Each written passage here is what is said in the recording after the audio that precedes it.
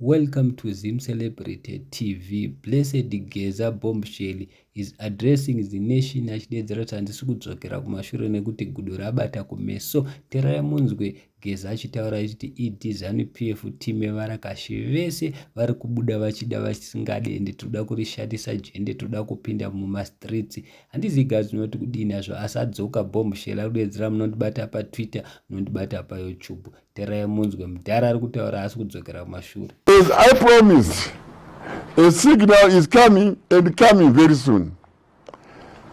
The delay was a result of efforts to ensure the safety of everyone.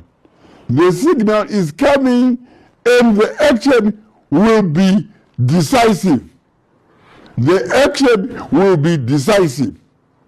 Mnangagwa must therefore just go and go now. I thank you.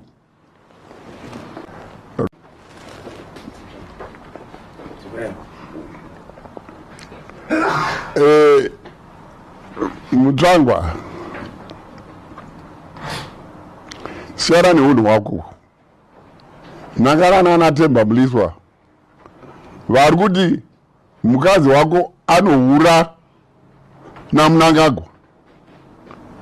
Protecta mukadzi wako uyu siana neunhu anoprotecta vanameri wako uyo ari kutaurirwa zvisingaiti uyo enda unorwa navarume vacho kutaura kuti mukadzi wangu inanzi hure.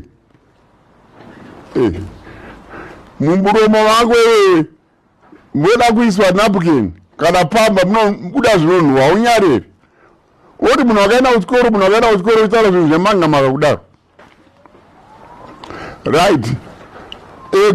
I'm sure mazvinzwira mega zvataurwa naBlessed Geza ari kudedzera kuti signal iri kuuya soon. Adedzera kuti musi wa31 vanhu havasi kubvumidzwa kuenda kumabasa. Garai zvenyu kumba. Chinhu chatiri kuda kuti muite ndechekuti mubude muende kumastreets asi musapfeke matisheti emusangano. Tiri kuda kuti timache vachida vachisingadi vari kubuda chete. So guys, handizivi tinoti kudii because Geza akachibata kuti dzvi all the platforms. Patati tichifunga kuti pamwe Geza akatiza zvamuchose but aiwa aripo ari kudedzera kuti tiri kukonzeresa chete vachida vasinga